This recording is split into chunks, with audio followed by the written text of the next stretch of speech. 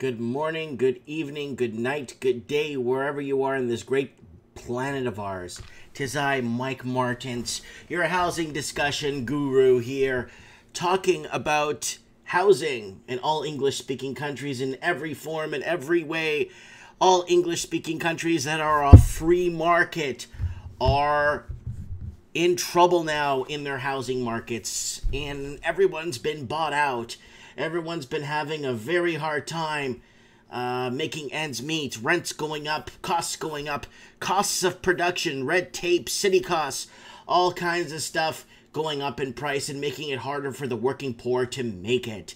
People, this is I, Mike Martins, broadcasting from Merritt, British Columbia. Welcome to Trends in the Housing Market.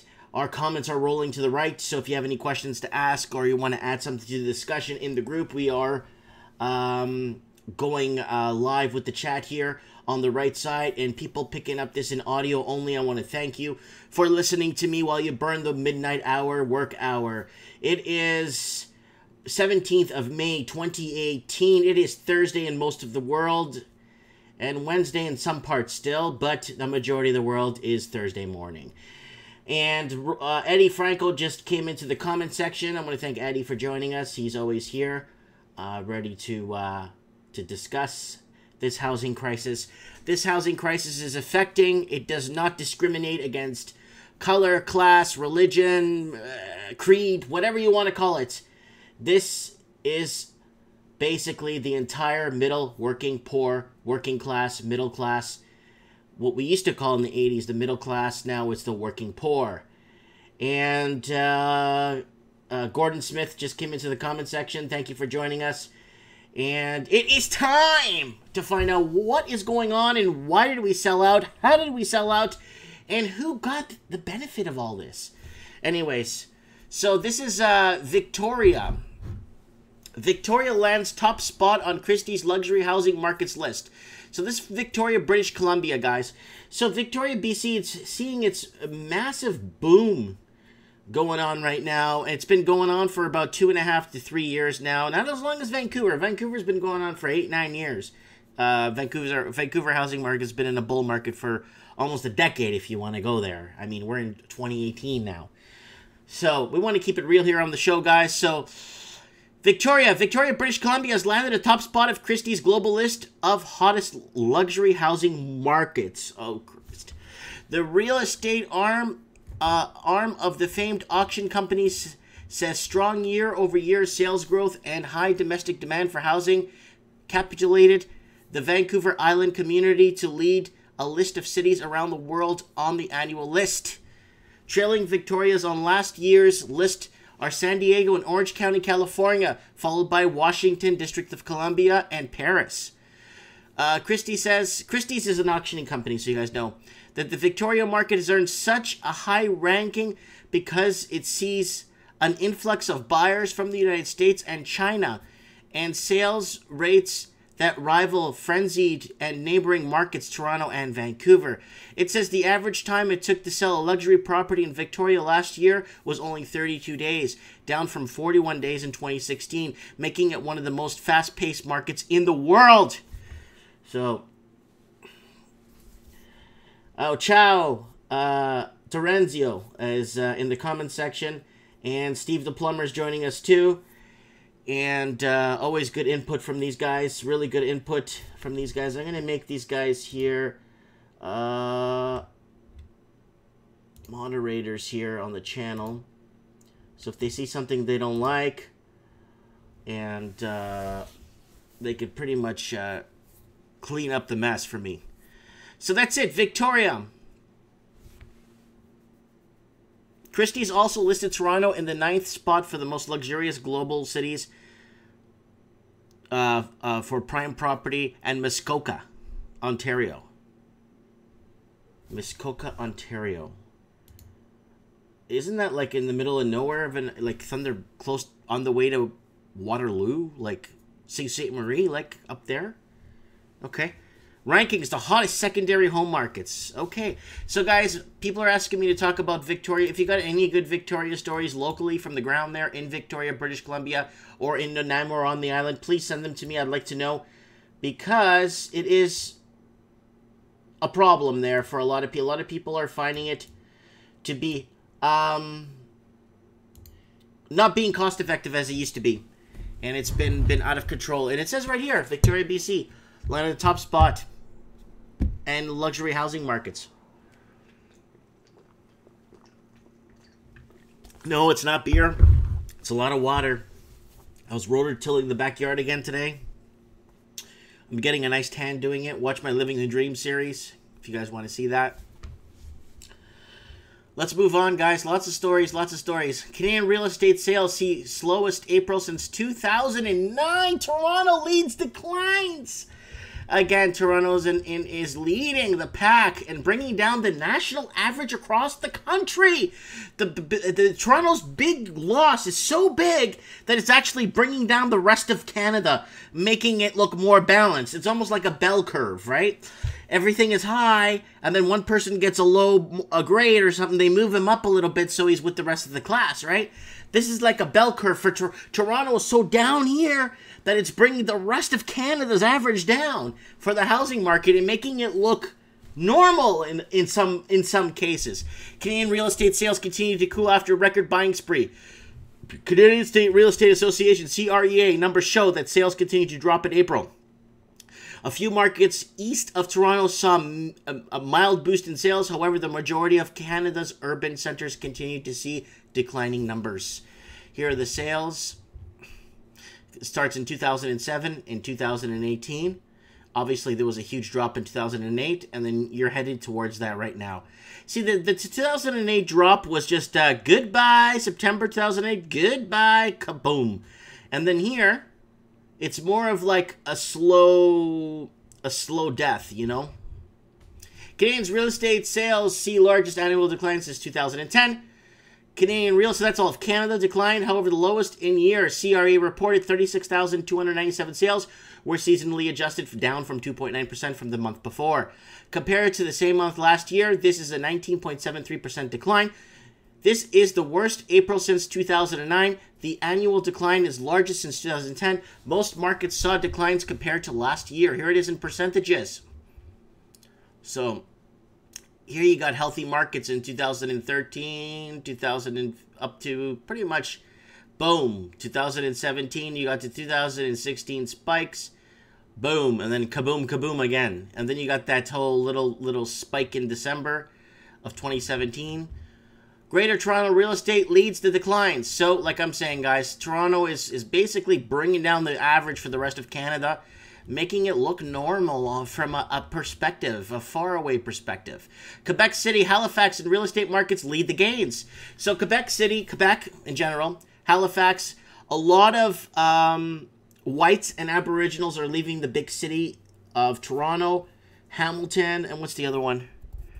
There's an article about it. And they're all leaving to Quebec City, Halifax, and like Nova Scotia. And somebody commented the other day on my channel saying they moved to Nova Scotia. They bought a home with the equity they had in their house in Toronto. They bought, I think it was 24 acres of land, and they're applying to grow marijuana, to be a grower for marijuana.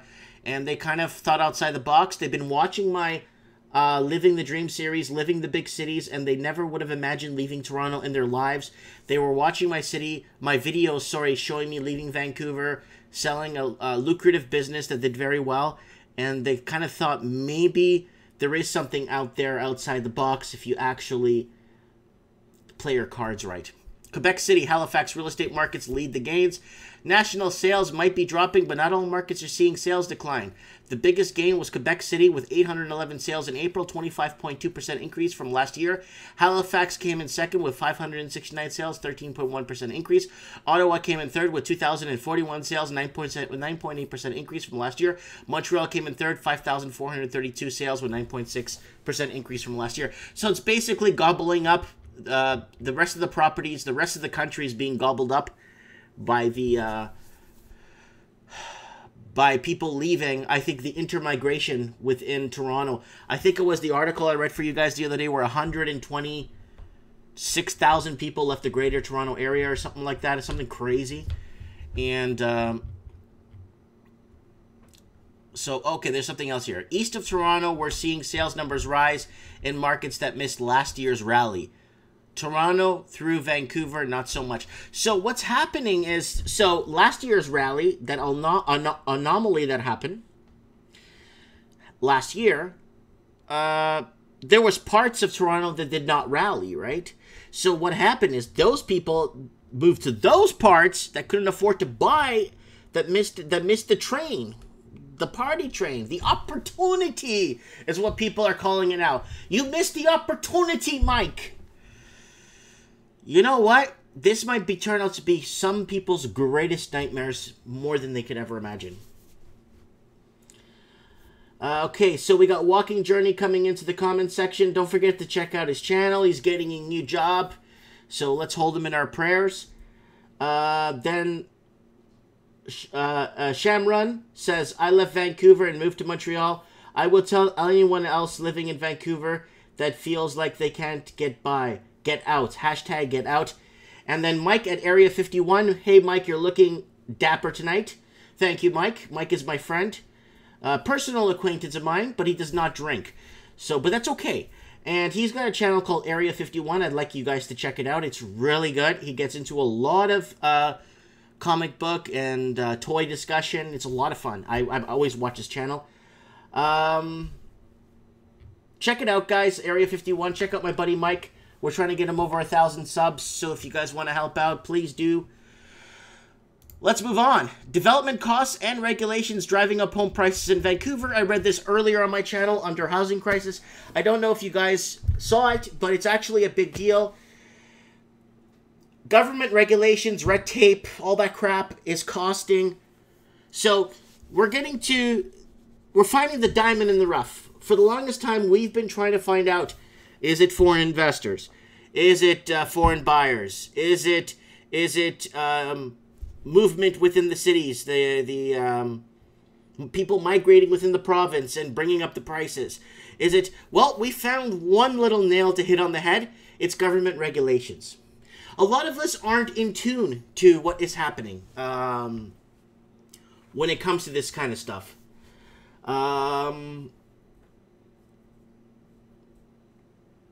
There's a lot of underlying things. I've been talking about underlying things for the longest time.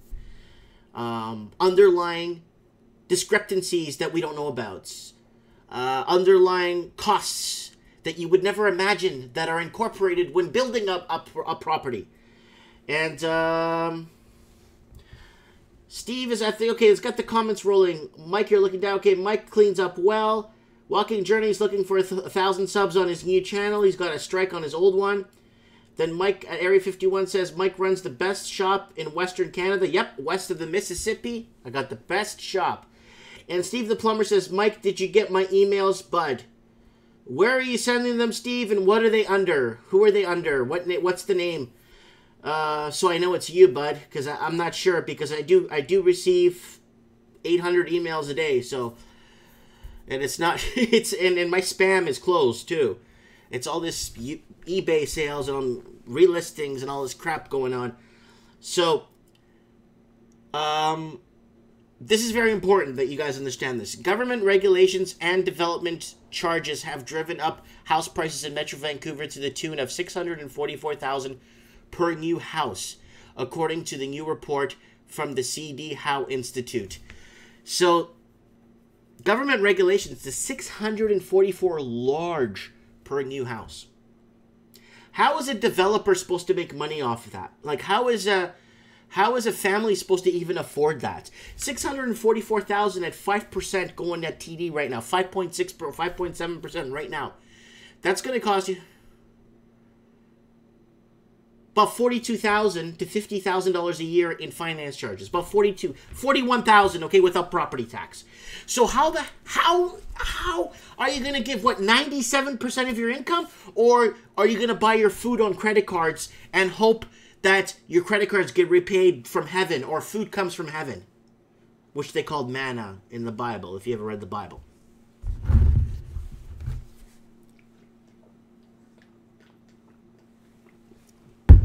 This report shows that Vancouver, after factoring in profit for developer close to half of the price of new detached homes is due to government fees and regulations. The report released Tuesday found that the cost of barriers to housing supply in Canadian municipalities, such as zoning regulation, development charges, and limits on housing development, are highest in BC, with the Vancouver census metropolitan area leading the pack, followed by Abbotsford and Victoria. So that's just Walking Journey wants to be a comment moderator, no problem. That's just fees, guys. Guys, that's just fees. We're just talking about fees here. We're not talking about breaking ground and buying the land. We're talking about Mickey Mouse. We're talking about, hey, man, okay, fill out this paperwork. Give me 12 grand. Then we'll look at it in a couple of months. And then leave it there with Larry. He's learning English. He's good. He'll look after it for you. That's what's happening here. The report shows that factoring in profit developer close to half the price of a new detached home is due to government regulations and fees. So I did a story about this earlier today in Housing Crisis if you want to see it. Here's another one. The extra cost to build a Vancouver detached home is $644,000. So guys, to my friends watching this in the Deep South, that isn't like a $2-3 million house right there. That's just a regular 5 bedroom home at the best, six at the best, 4 bath. That's a $3, $4, $5 million house, guys. That same house we were looking at in Florida, okay, was what, $344 for the 4 bedroom, and then was $390 for the 5 bedroom with the 6 car parking with the pool. So you got to see what bang for your buck is, right? And before you start telling me, oh, Vancouver, Florida's S-hole, before you decide you want to start that, don't make me go to Oklahoma, don't make me go to South Carolina, and don't make me go to South Georgia and start pulling numbers. Because I'll start pulling plantations for sale for under $200,000. So when you start going in the comment section, and I'm showing you builders that are building pre-builts for $300,000 for 5-6 bedrooms with a pool, okay? Freehold properties, freehold, not this strata crap. In Fort Myers, 15 minutes from Fort Myers, 45 minutes from Miami, and I got a lot of people giving me a lot of crap saying, oh yeah, but Florida's a dump. Oh, Florida's this, Florida's that. I didn't have a single problem there when I was there. Don't make me go to South Georgia. I'll start showing you plantations for under 200 grand, 10 acres, and make your head spin. So when you start saying, oh, location, location, location, I'd live in a plantation in South Georgia and Macon, Georgia any day than live in a $4 million average home like that. I'm sorry. That's just the way I roll.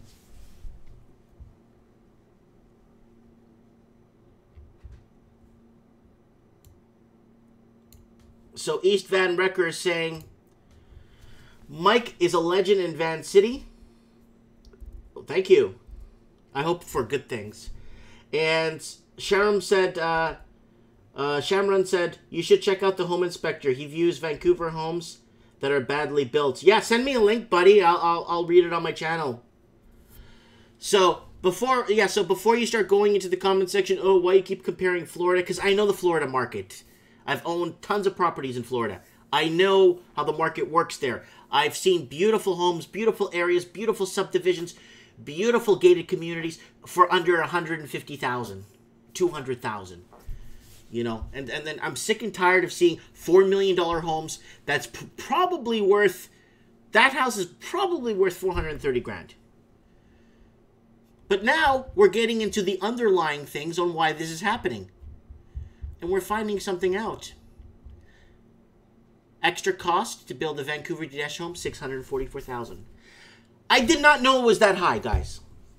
Believe me, I did not know it was that high. I did not know $644,000 is high. It's very high. It's super high, and I did not know that. I don't know how many people out there knew that. I thought it was 90 grand tops of red tape. 90 grand hops in bylaws and red tape and, okay, make sure you pay this permit and that permit. 644 grand? You could build a low-rise 16-unit condo in Sarasota, Florida for that much. What is that?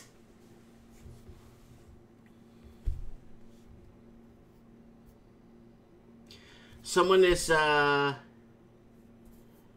someone's saying, Mike, are you staying in Merritt till death? Well, I'm going to stay in Merritt for a while, set up base here. And Merritt is good enough. It's a great place for me to leave for a long periods of extended time. My wife and I are going to build a house in the Philippines, so follow me on YouTube. We're going to be building a house in the Philippines on her land. She's got a big piece of land in a commercial area. So we're thinking of putting a store there.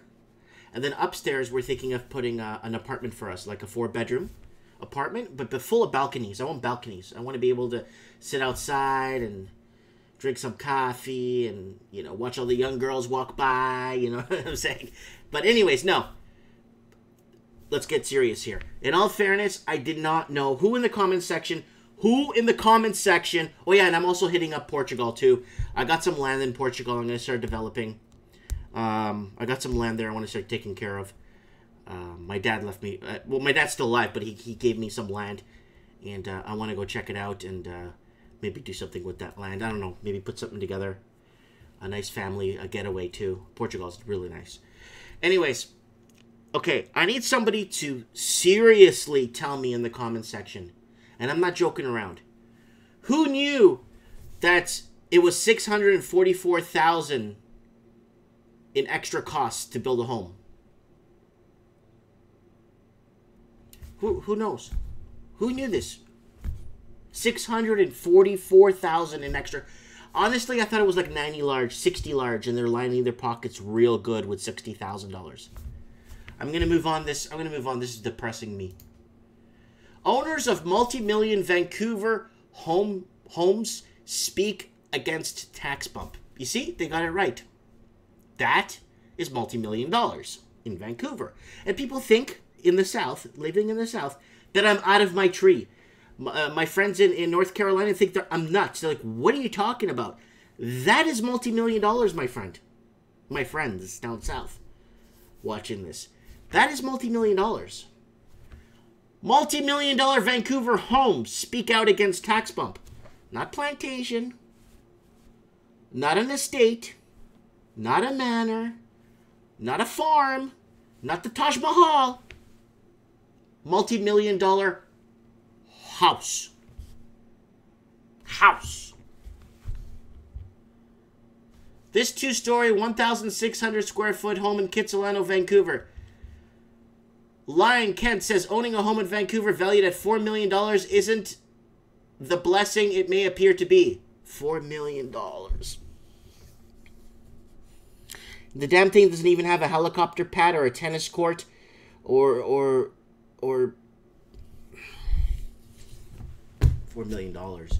You could buy a nice used 2007 Learjet, like a small jet, 6-passenger. Hire a pilot for $50,000 a year. Drive all around, fly all around with $100,000 in fuel for a year. Sell the plane at cost, what you bought it for. Usually those planes sell back for the... And you would have gone around the world and had a pilot as a friend to take you around the world. And had a better experience in life. And sell the plane and get back your money. And then you're like $140,000 in the hole. But you had a time of your life. $4 million. There's way better ways to spend your money. So, tax increases going up on property tax and owning a $4 million home won't make it acceptable. Well, that's what's happening. Mortgage rules hit Calgary housing market with collateral damage. Broker points to higher rates, poor economic conditions, and the weather as other factors. Housing sales in Canada were down significantly this year, and Calgary was one of the cities leading the drop, according to the new report from Canadian Real Estate Association. This year's new stress test has lowered the sales activity and destabilized market balance for housing markets in Alberta, Saskatchewan, Newfoundland, and Labrador. said Gregory Klump, CREA's chief economist, in a release on Tuesday. This is exactly the type of collateral damage the CRE warned the government about, as provinces whose economic prospects have faced difficulties because they are closely tied to those of natural resources. It is puzzling that the government will describe the effects of its youth policy as intended consequences. Calgary sales down 20%.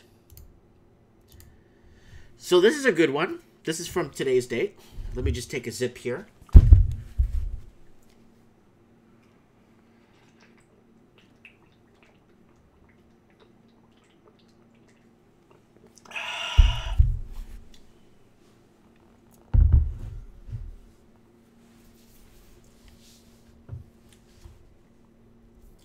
So, Walking Journey says, oh,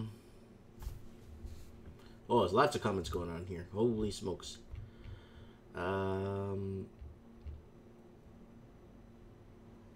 Metal Gear saying, I didn't think it was that high. Oh, I didn't think either. So, Metal Gear is on board with me now. So, I'm not the only guy that didn't know this. And then Steve the Plumber says, not me. And then Walking Journey says, according to my cousin-in-law, with 60 large, you can build a very nice medium-sized home with labor and materials. Where is this Walking Journey? Is this in Texas, in Conroe, Texas, where you are, or in California? Where was this, buddy? And then Steve the Plumber says, that number defies all logic. Yeah. I mean, I could go back to that article. We could talk to that. We could talk about 620 large for the next 4 hours, if you like, because I could find 4 hours worth of material of other things you could spend money on instead of $640,000 in permits and side costs. I could show you a ton of homes you could buy for under $200,000, free and clear. Now with internet and now shipping, my entire business is pretty much online now. I'm doing walk-in sales, people coming in, playing games with people, but my entire business is going completely online. Completely online. And I don't have to be somewhere specific. As long as there's mail and I could drop off at a post office, hey, you know what?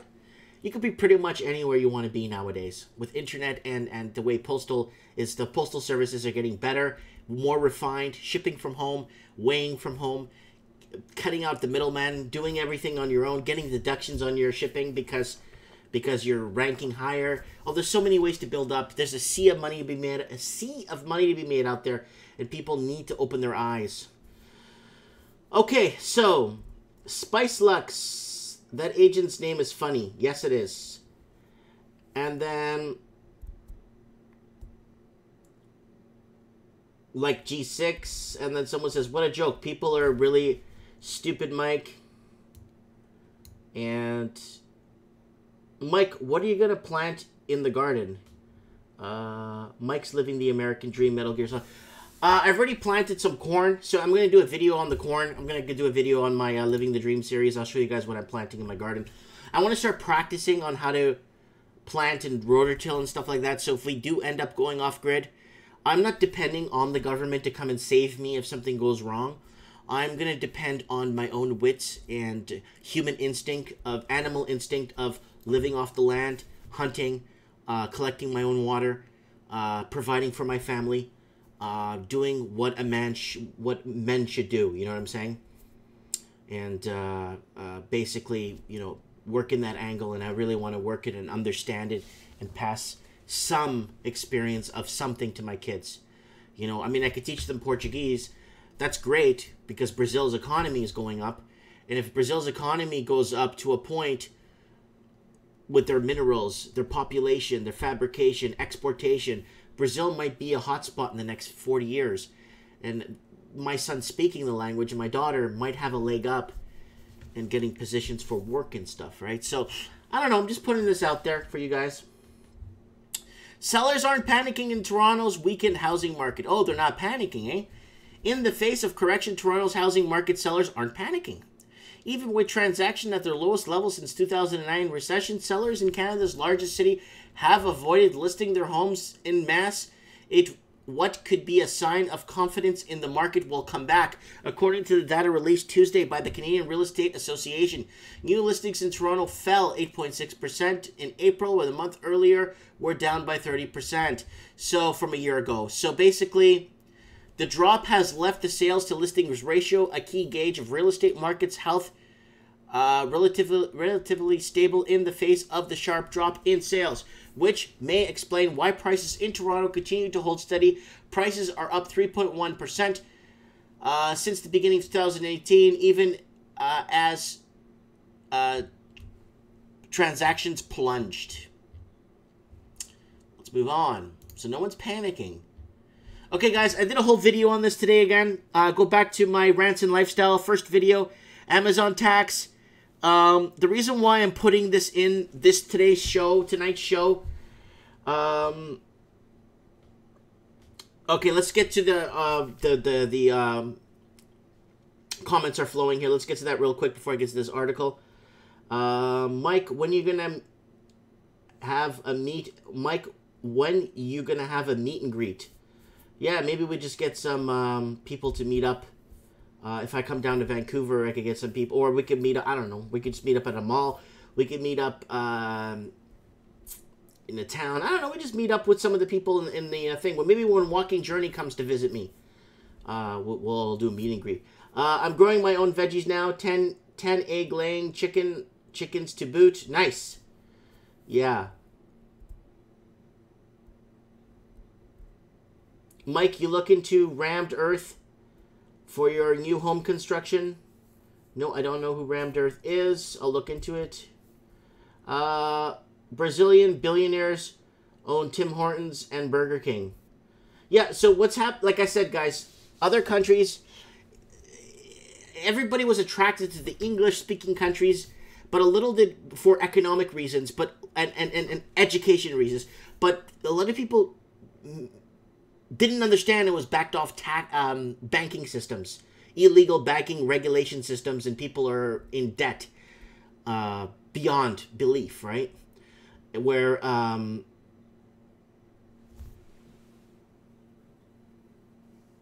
like I was saying, beyond debt, beyond belief, in the English speak, and a lot of people in Mexico, for example, a lot of my personal friends in Mexico.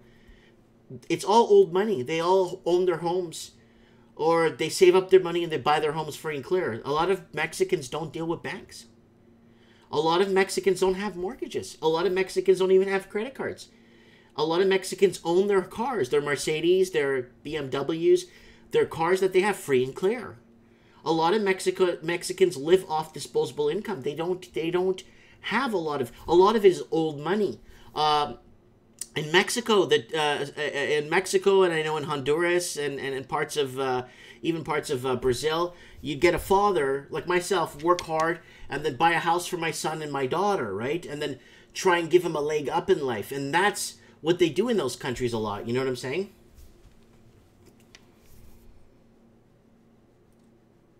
So everyone's talking about a meet and greet, a Mike Martin seminar. I'm coming to Toronto probably in the summer. I'm probably going to do a road trip and stop in every little city that you can live off grid and make a video of every little town across Canada. So I'm going to start in obviously here in Merritt, and I'm going to go up the Coquihalla all the way up to. I'm going to take the Calgary way there. So we're going to go up to Calgary. We're going to go up to Calgary all the way across through up to Winnipeg, through the lower cities in the province. Around Thunder Bay and all that stuff, and make videos around those areas there. And then I'm going to visit family for a couple of weeks, and I'm going to head back up, loop around the Golden Horseshoe, or no, that Lake Ontario. And then I'm going to take the highway north, the Northern Highway, and I'm going to go to Edmonton and the other cities in Regina or Moose Jaw. I can't remember the northern ones.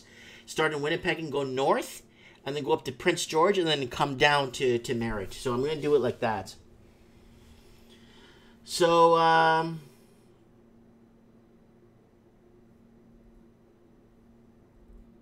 so someone's asking me to comment on Humboldt.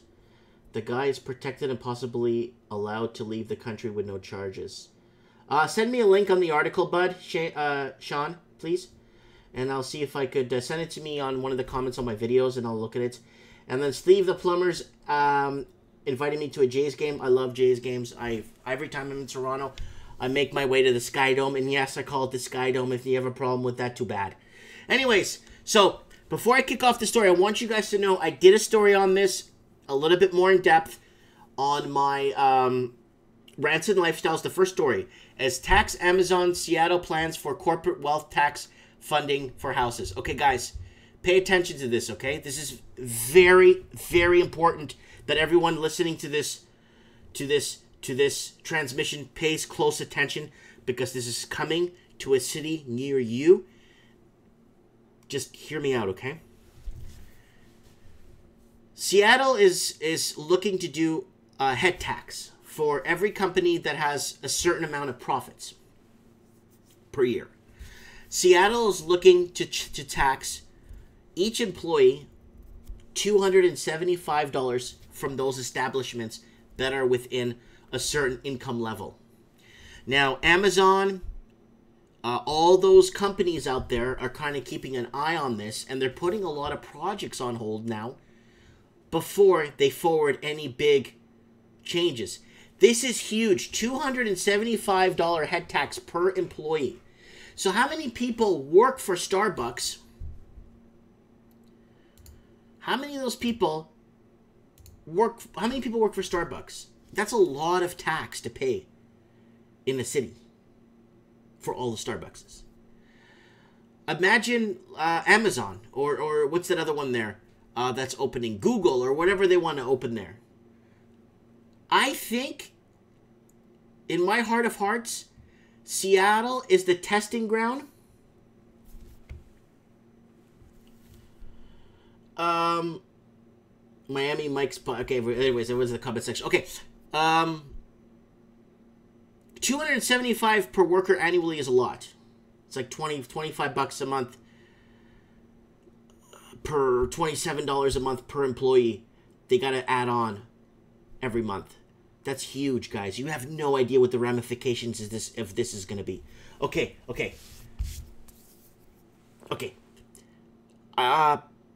Denver, Colorado tried doing this, I think, 10 years ago or 8 years ago. I can't remember. But Denver, Colorado tried passing this $50 a year. So it was going to be an extra head tax of $8 or $10. No, $6 a month per employee for specific companies that gross X or make or net or profit X amount. So Denver, Colorado tried this strategy already, and it failed miserably, and people protested it. But I think Seattle is going to become one of those cities to a beacon of city of testing, because it's got the hottest housing market right now. Seattle's housing market is growing $12,000 to $20,000 a month in parts of Seattle. A month in gains. So this $275 per worker annually is ludicrous. They have no idea. Opposition. There's opposition. Huge. Tax unites labor on big tech. This is huge. It's going to jeopardize a lot of... but they want to tax the fat cats or the rich so they could basically build more housing for the homeless. We've seen so many of these make and break. Let's help. Come on, guys. Let's pull together. Let's get some more affordable housing for people. But then the money gets spent on some helicopters or some fancy trip somewhere, God knows where.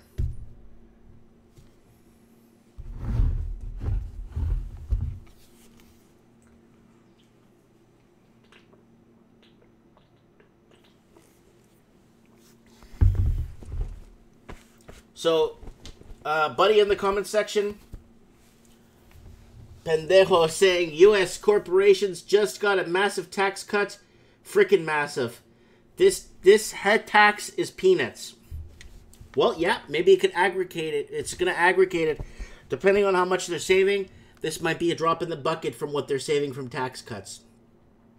Oakville construction, Mattamy Homes condo starting at $300,000 coming spring to Oakville. Oakville, Ontario is a nice desired area depending where you are. I'm not allowed to see this video for some reason. It was sent to me by someone in Portland, Oregon.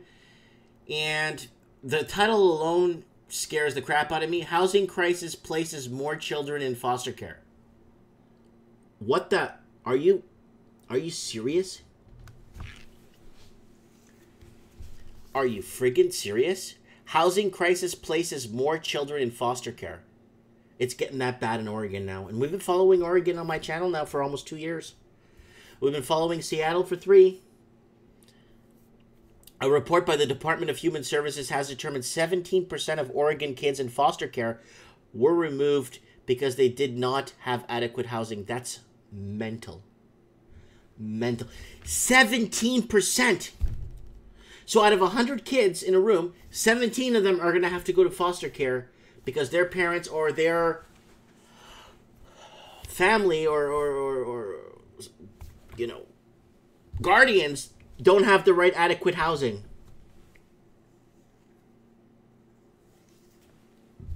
Depressing. Depressing. And this video is not available. And American housing crisis might be our next big political issue. So they're starting to feel it now in the United States, guys. The housing crisis is starting to become top shelf now for the next politician. Any politician running for any part of office, you're running for schooling district or you're running for treasurer, you talk about houses. You're running for healthcare, you talk about houses. You want to get voted in, you talk about houses. You want to get voted in for anything, you talk about houses. And everyone's commenting in the Oakville Construction's commenting. Banks are playing games with the rates. Oh, yeah. With rates going up, it's going to be a frenzy this summer. With most people having to renew their mortgages. With, was it 47%, almost 50% of people renewing mortgages? The American housing crisis may be our next political issue. It's not going to be war. It's not going to be food shortages. It's not going to be housing. It's not going to be job shortages. I think you're going to have a lot more people working, you know, with all these new policies in place. I think America's going to have a lot more people working, but I have a feeling a lot more people won't be able to afford to live anymore. It's a long article. Just the facts. Let's see if this has got a lot of music in it. America. Here we go. The land of opportunity. I'll start this from the beginning. It talks about America right at the beginning, so it's got to be good. Hold on a sec.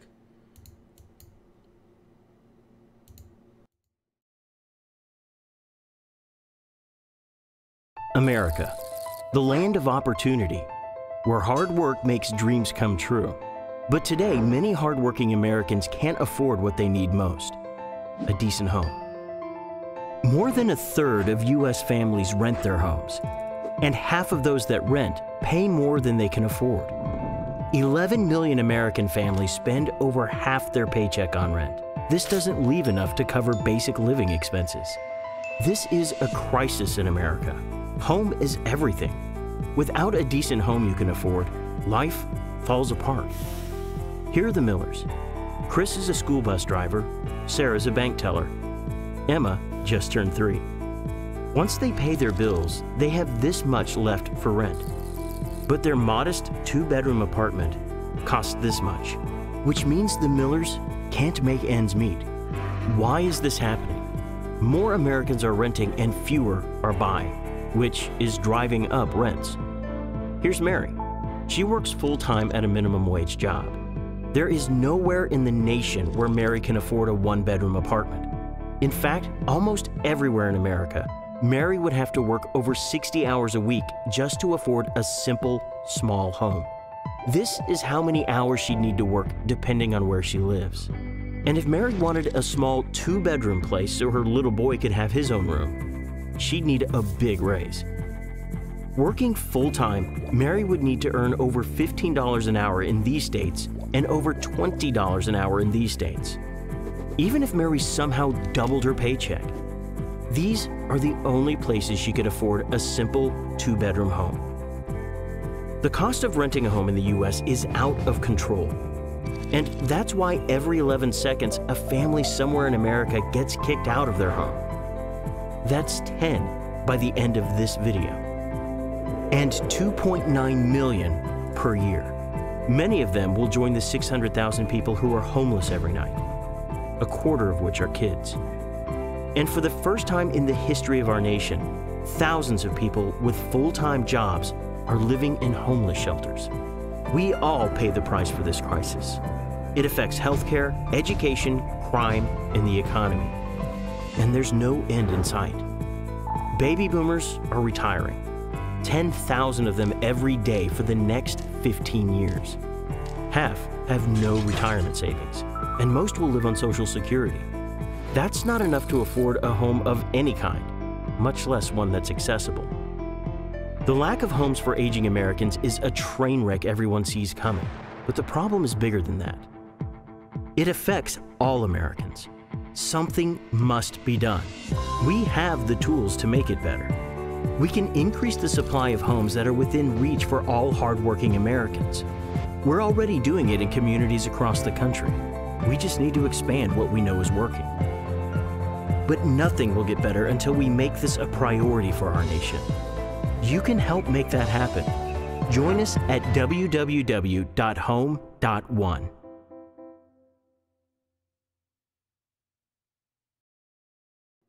So that was a really good video, guys. That was very informative. That's what's happening, guys. That is what's happening. So it's not looking good right now, especially in the U.S. It's going to be, with the amount of people, so what does it say? Unproduction as 25,000 housing stock. Underproduction. Wow. It's huge. But you see how the whole West and parts of the East, but the whole central part of the U.S. is like kind of non-affected by this yet. So it's a long article if you guys want to read it on your own. It's a really good article, actually. It's like a book. So if you guys want to take a look at that, it's by City Lab, and it says the American housing crisis might be our next political issue. I think it has been for the longest time a big issue, but now the amount of people working and living in homeless shelters and working full-time, and that's happening, we got a problem, guys. So Oakville Construction, okay, let's go up. No big corporation making us all poor, by Sean there. And then Metal Gear says, the U.S. spends way too much on the military, not enough on homes and roads, etc. That's for sure. This new Canadian, so Oakville Construction says, this new Canadian told me he thought he was going to be rich when he came to Canada. Rich and... Anyways, let's move on. I got a lot of articles here. Some San Diego families spending 69% of income on housing, says report. I don't know if you guys remember when I was talking about how people are spending 49%. Well, San Diego is even worse. Almost 70% of their income is going towards just to live. And if you guys remember, I talk about this every 5 videos. Maslow's hierarchy of needs. There's a Maslow's hierarchy. There's needs and wants. You need shelter. You need water. You need food. You need this stuff. Then you want a Ferrari. You want a Learjet. You want a mansion. These are wants. These are needs. Our needs are becoming more and more, the basic necessities are disappearing from us. And it's becoming harder and harder for a person that works full-time to even have the basics anymore. And that's the problem. So, yes.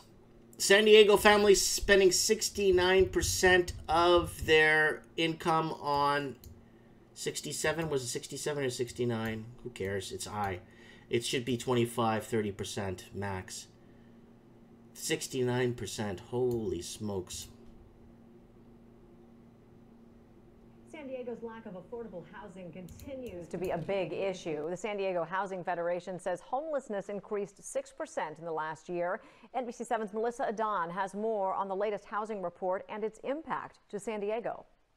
It's no secret that rent in San Diego is high. Just check out these latest numbers. It shows that families are paying 3/4 of their income on just the rent, leaving very little left over for the essentials. A new housing report is putting attention on the housing emergency in San Diego. It reveals that renters in San Diego need to earn 3 times local minimum wage to afford the average monthly rent of nearly $2,000, and that the county needs at least 140,000 more affordable rental homes to meet the demand. Some recommendations shared today include statewide and local efforts, like using public lands for affordable housing.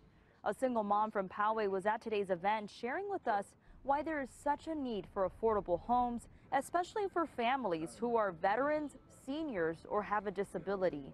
Yeah, just look outside your door. You see the big housing issue. You see the homeless people. You see the families on the streets living in cars. You know, would you want your family to live like that? Or would you like them to have a place to call their own that they could afford? Ultimately, the San Diego Housing Federation says that the only way to help out this crisis is to add new affordable homes, but the money has to come from either state or federal aid. In Talmadge, Melissa Adon, NBC7. In Vista, there is growing tension between community activists. Okay, so that's that. So that's becoming a huge problem there. So I found another article. San Diego needs 143,000 affordable homes to make its quota for the to make up. This is posted 3 hours ago. And more houses to rent for tourists than residents in Dublin. So a good friend of mine in Dublin, who has visited me here already in Merritt, sent me this article, basically saying that, let's see what it says here. More than half of rental properties in Dublin are being advertised for short-term tourist stays. It has emerged. Research by Daft, i.e., showed landlords are increasingly opting to let visitors rather than residents. It found 53% of homes in the capital's rental market were not available to long-term tenants. So this might be coming to a city near you too. If you're in an attractive city, you got Airbnb and all that crap. Of the 50,000 homes, 15,000 are needed for a new rental market, with 10,000 of those in the capital. Dublin alone needs an apartment block of 200 units to open every week, at least for the next decade. Holy smokes. That showed there were 1,258 homes available to lease on property website. That's horrible. So Airbnb right there. The research also found that there's a decline in long-term rental homes, with stock in Dublin set to dip below 1,000 units for the first time in 2001 by the end of December. So this is damaging. I know a lot of other cities that are doing Airbnb. Let's see what this thing says. If it even plays.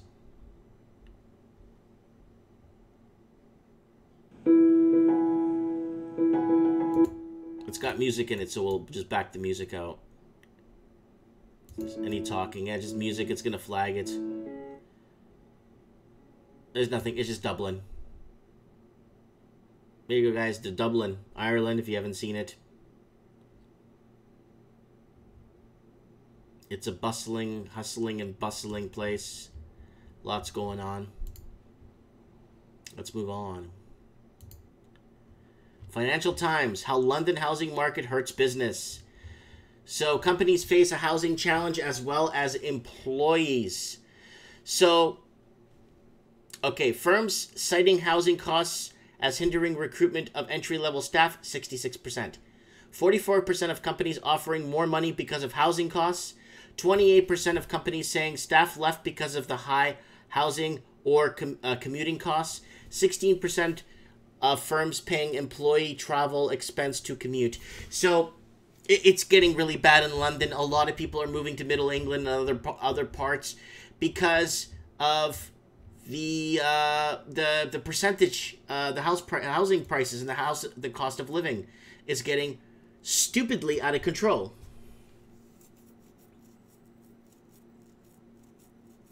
Someone says, "Stand up, Mike. The immigration is the cost." Oh yeah, did you guys remember I did a whole show about this. I think it was yesterday, about migration.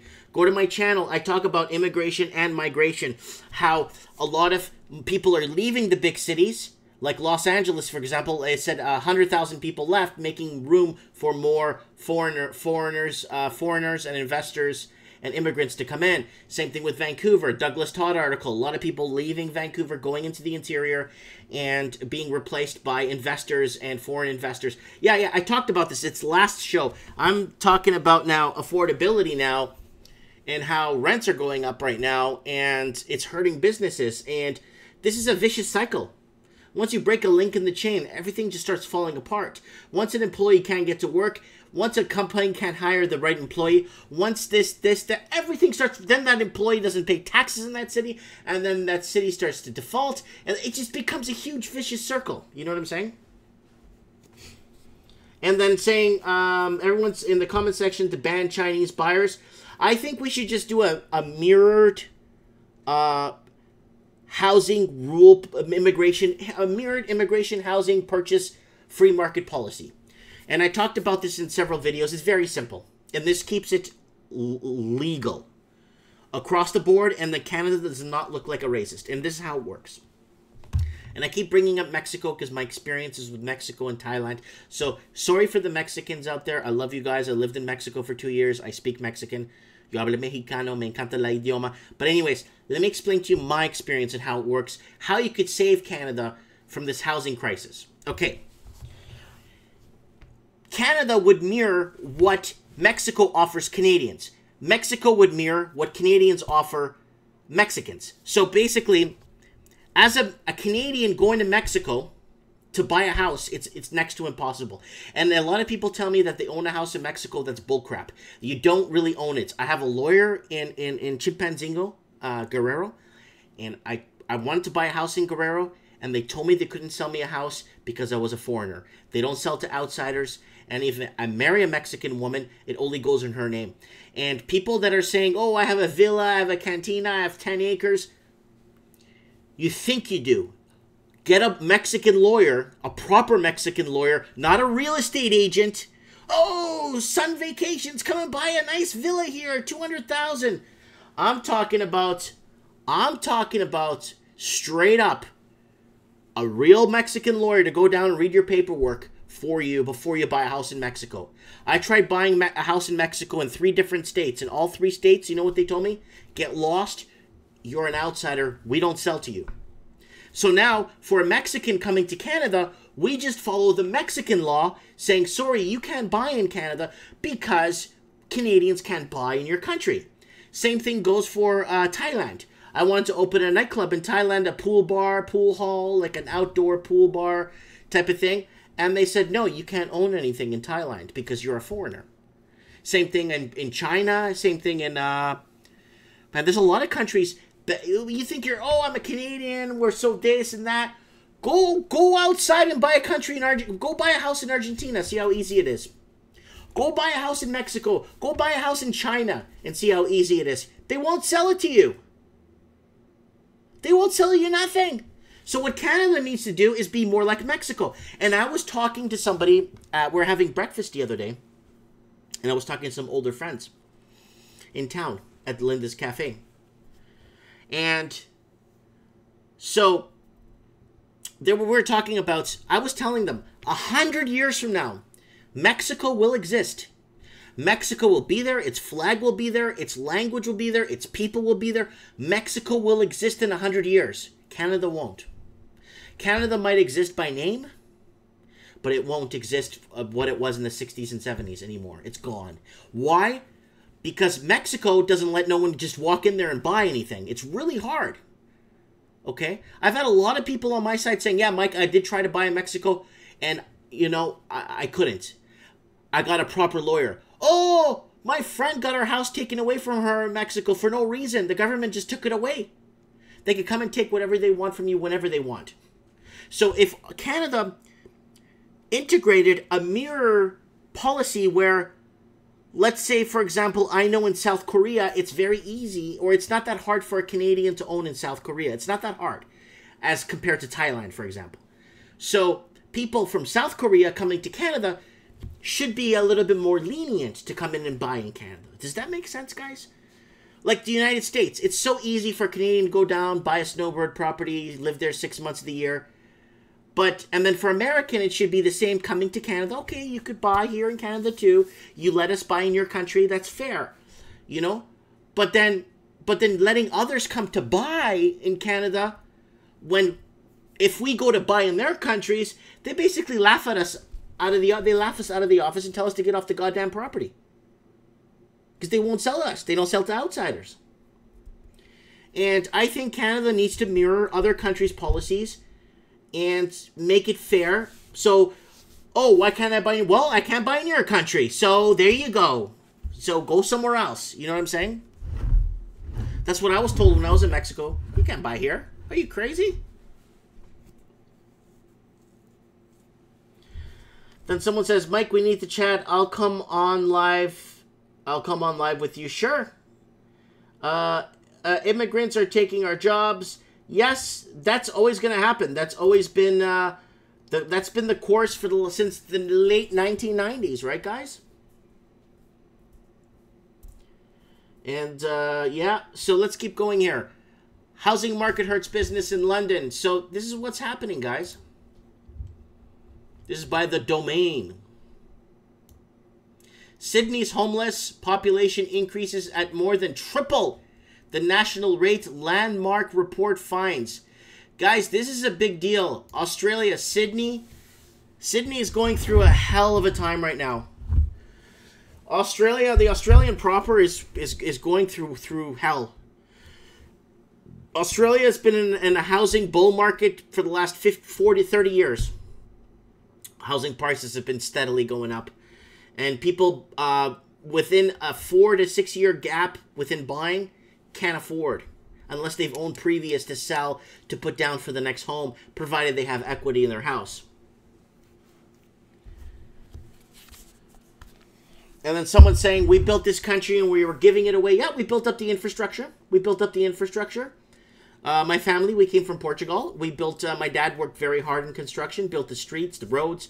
My dad worked really hard in building skyscrapers. Hell, my dad even worked on the Air Canada Centre when they were building it. My dad worked himself to the bone. And all his friends from Portugal, too, worked themselves really hard. Made their way, paid off their homes within 5 years. You know, did well. You know what I'm saying?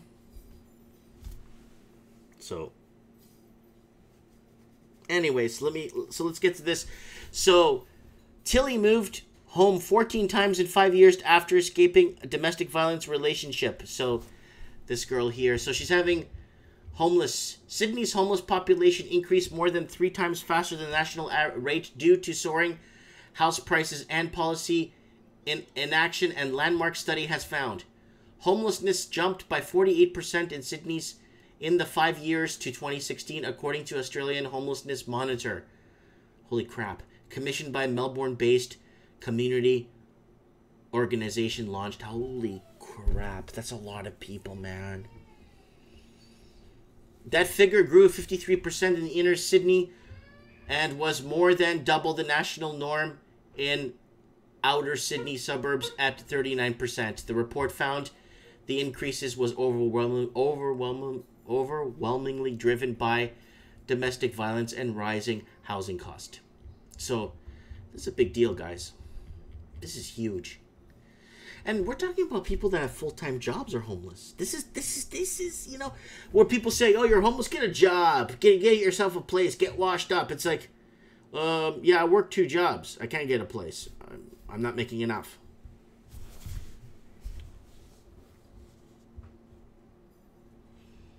Let's keep moving on here.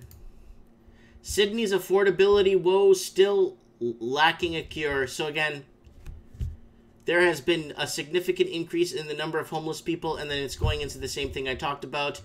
And they're making it... I got a couple of stories I read about Australia in the last week or so, if you want to go to my housing market discussion there for the day. New Zealand house country's entire homeless population before winter hits. So it's going to be winter in the southern hemisphere, and New Zealand is looking to house all their homeless population by the winter. The new government is pro-housing, looking for long-term solutions. There he is, Phil Twyford. He's the housing minister for New Zealand. They're the ones who passed that law that foreigners cannot buy, foreign investors cannot buy in New Zealand, or foreigners, just like when I go to Mexico. So if I go to New Zealand, if I go to New Zealand, I can't buy. I don't care if I have $10 million. They can't sell to me because I'm a foreigner, and they can't sell to me. And that's the way it's supposed to be. I'm not, oh, I can't buy in New Zealand now. Why? I don't care, because that's the country's policy, and that's the way the country wants to stand, and that's how they want to protect the New Zealand proper. Looking after their own people. Foreigners cannot buy in New Zealand. They passed this law.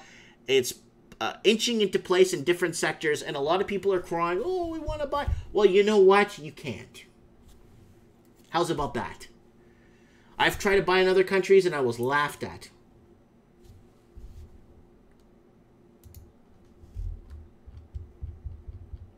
New Zealand budget for 2018, winners and losers. So this goes into the whole first-time homebuyers, children's diplomats. Is a long article. Check it out if you're in New Zealand. Jamaica, seeing a construction boom. So I got a couple of friends down in Jamaica, and they were telling me the amount of foreign money that's coming in, building highways, building up malls, building up airports, building up everything. Lots of foreign money coming into Jamaica. They're saying that Jamaica is turning into a colony of China right now, the way it's headed.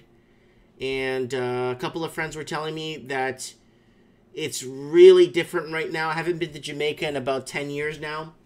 So Jamaica has changed a lot in the last 10 years with infrastructure and stuff. And a lot of it is outside money coming in and basically buying up, just buying it up, buying up as much.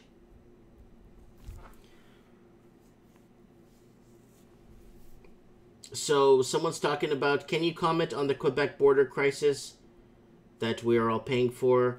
I'll do something about that. I actually want to do a whole show dedicated to, and I want to call it, does Quebec own Canada? Because Justin Trudeau, our Prime Minister, has said many times that Quebec owns Canada, and without Quebec, there won't be no Canada type of thing. So even though all the other provinces are paying money to Quebec, like, we'll do a whole show about that, talking about that. It's not free trade, it's fair trade. It's fair trade, yeah. 300 illegal immigrants a day causing the housing crisis for Canadians. And then AA says, Sydney, there is somewhere worse than Vancouver and Vancouver Island. Look at Australia. It's a complete police state. No guns, rights, and drugs. Very illegal. Make Canada free. Sydney housing prices are worse than... Oh, yeah. AA, I don't know if you know, but I've been talking about Sydney housing prices and them having to build infrastructure and condos inside Sydney for policemen, garbage men, nurses, doctors, because they can't afford to live in their own cities. If you're a doctor in Sydney, you're broke. If you're a doctor, a physician, a surgeon in Sydney, you're broke. You have no money. You have nothing. That's how bad it is. And I've been talking about the housing, Sydney housing crisis. Go back to my housing crisis. I did a couple of Sydney housing poop show. I did poop show in Sydney. Watch that. It's from a few days ago. I'll show you right now on my channel, guys. Because I'm going to be logging off here. I'm tired. I'll show you here. Housing crisis. See ya. Sydney, California, London. Watch that one. Locals abandoning Vancouver. Renting bidding wars. Housing crisis. Australia housing problem. Did you miss out? Australia's housing problem. What a poop show. Watch that one. That's an hour long. That's really good. Australian housing poop show. Toronto housing market. What a poop. Tampa housing market report. Toronto housing disaster. House price drops. Is now good time for a buyer. Canada, destruction of real estate is upon us. So guys, check out some of these. Check out my channel. Subscribe. There's my rants and lifestyle. There's my Seattle head tax I did today. There's a tour around my area there. Rotor-tilling my backyard. Lots of things going on. There's trends in the housing market. Watch my other trends in the housing market. Look, I talk about New Zealand, Australia here. Trends in the housing market. Setting records is a good one. Q1 2018. Lots of stuff going on. So guys, if you get a chance and you can, please subscribe to my channel. I'm at 3,800 subscribers right now, and I'm growing, and I'm pushing the good message out. I started a series here, starting a home business from scratch. Watch it, it's good. I show you how I do it, and I show my numbers, how much it costs me, what I'm making in revenues. Living the dream. This is the series where I bought a house, and I left the big city, and I sold my business, and I start finding room. I start making up my rooms for my family. I do some video game reviews to kind of balance the channel out, so it's not so aggressively, slightly political, slightly real estate, so it's kind of a balance for you guys. You know what I'm saying? So someone says prices are definitely dropping here, and I think you're spot on.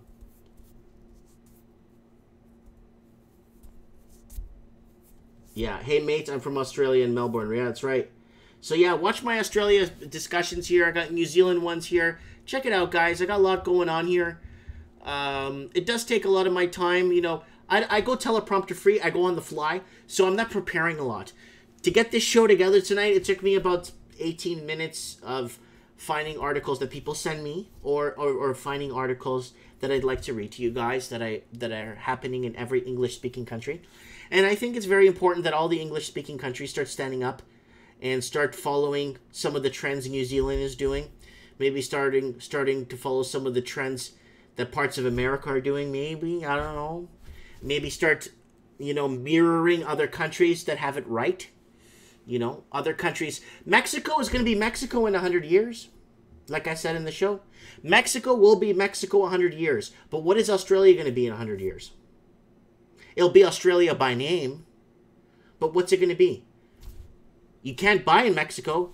And if you do buy, read your fine print because you don't own anything. And they don't sell to foreigners in Mexico. You can't own a bank account in Mexico. You can't own a car in Mexico. So Mexico goes out of their way to make sure no one can immigrate there. I tried. They told me to get lost. And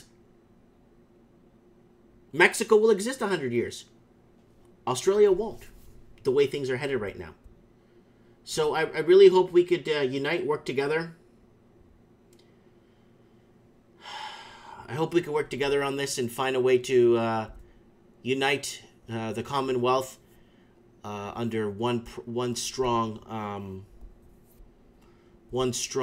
unification, and you know, people aren't asking for free stuff. People aren't asking for free housing. People aren't asking for free stuff. People are asking for fair and equal rights. That's all they're asking for. No one's asking anyone to change water into wine.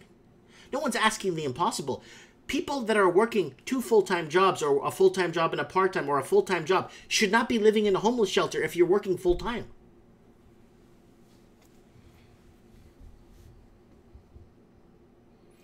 Anyways, guys, let me know in the comments below what you guys think. Don't forget to subscribe to my channel, please. Follow me. It means a lot to me. Let me know what you guys think in the comments section. Thanks for watching. Good night to everyone. Good morning to everyone that's just waking up. And I'll see if I can do some open lines for people to call in next week. The problem is I get a lot of people crank calling. So many people crank calling the channel, and it's not fair to the people that want to call in and actually voice their opinion. Anyways, good night, everyone. God bless, and thank you so much.